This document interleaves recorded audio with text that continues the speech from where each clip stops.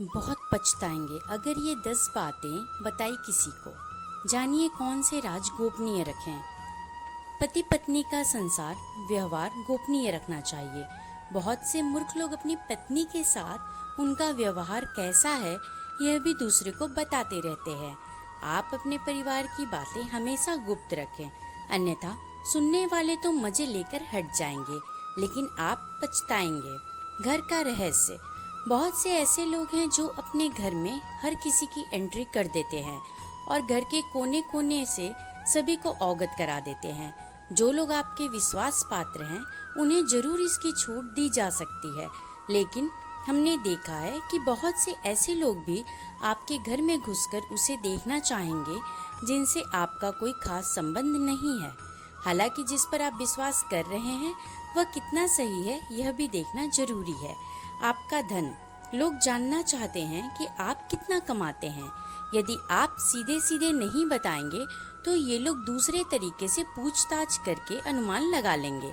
हालांकि आप अपने धन को जितना हो सके गोपनीय रखें तो आपके लिए ही अच्छा होगा। इसीलिए नहीं कि लोग कर्ज मांग लेंगे और फिर लौटाएंगे नहीं। इससे और भी कई कारण हो सकते हैं। धन को अपने परिचित या रिश्तेदारों से गोपनीय ही रखने की सलाह दी जाती है, लेकिन ध्यान रखें, अपनी पत्नी से गोपनीयता रखेंगे तो आपके लिए वही धन दुखदायक साबित होगा। इसीलिए आप इस बारे में अच्छे से सोच विचार कर ले। आपका अपमान। याद रखें, यदि आप अपने अपमान को प्रचारित करेंगे तो फिर कई लोग आपका अपमान करने लगेंगे, क्योंकि लोगों को आपके साथ कभी सहानुभूति नहीं रहती है। जो लोग किसी की सहानुभूति अर्जित करना चाहते हैं वही अपने अपमान के बारे में किसी से चर्चा करते हैं। अपनी योग्यता, अयोग्यता या कमजोरी। हालांकि बहुत सी जगह या मामले में इसे गोपनीय रखना घातक भी सिद्ध हो सकता है, लेकिन बहुत से मामलों में इसे उजागर करने से आपको लोग कमजोर समझकर आपके साथ गलत व्यवहार करने लगेंगे या आपको मानसिक रूप से दबाने लगेंगे।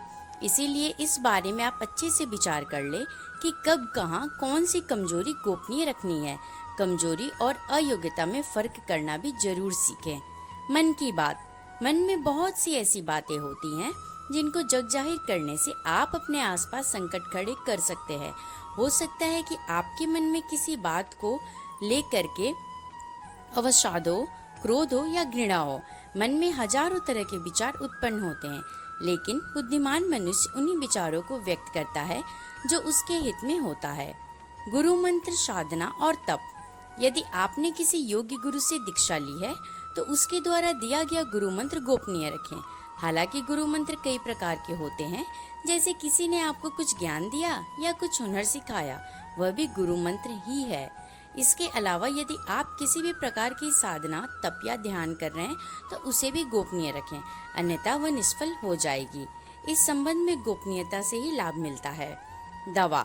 आप यदि किसी भी प्रकार की दवाई खाते हैं तो उसे गोपनीय बनाए रखें।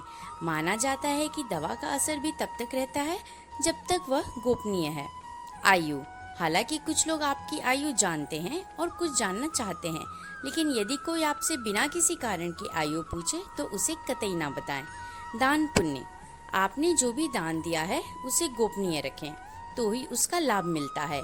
गोपनीय दान देवताओं की नजर में रहता है और जिस दान का बखान किया जा रहा है उसका फल निष्फल हो जाता है। मंदिर में दान दें, किसी गरीब को भोजन कराएं या किसी भी प्रकार का पुण्य कार्य करें, उसका अपने मुख से बखान ना करें। यदि आपने इसे किसी के समक्ष जाहिर कर दिया तो समझे वह खारिज हो जाता है।